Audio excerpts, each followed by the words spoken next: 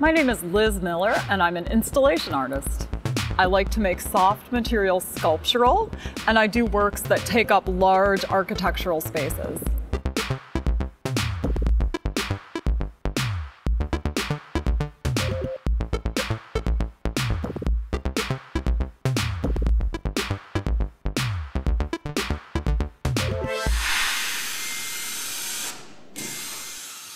When you walk under it, I think it feels as though there's somehow like some connective tissue missing. My process is really low tech. I use an electric scissors, so everything is hand cut. Once I get like kind of a critical mass of shapes, I'll start playing around. How do they hinge together? What's the potential for them? So it's a really slow, kind of organic process. I talk about it as wonky origami a lot of the time because I'm taking these two-dimensional materials and I'm making them three-dimensional through like simple bending and folding. The primary material that I've utilized in this installation and in many works is stiffened felt. It does a lot of the kind of origami things that paper does, except it's more rigid and tougher. I mean, I can pull on it, I can fold it, I can bend it, I can iron it, you know, it just really allows me to try a lot of things. I can step on it, you know, it's really forgiving, I guess. So I like that quality of it.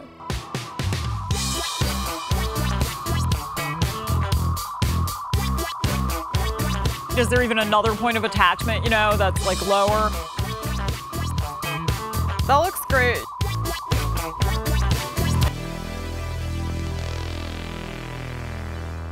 So in this particular project, and in many of my projects recently, I've been dealing with weapon imagery.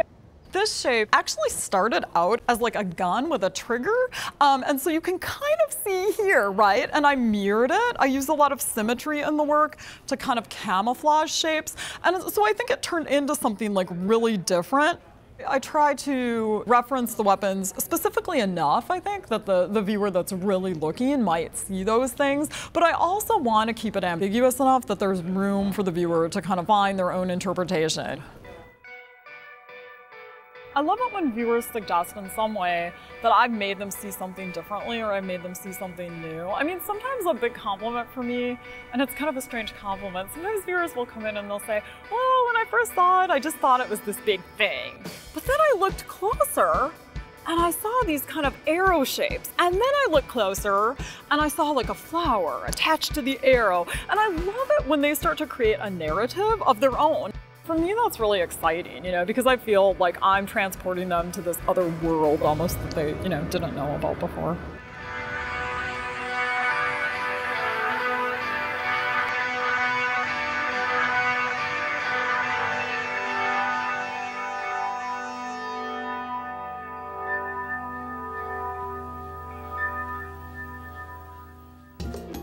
Minnesota Original is made possible by the State Arts and Cultural Heritage Fund and the citizens of Minnesota.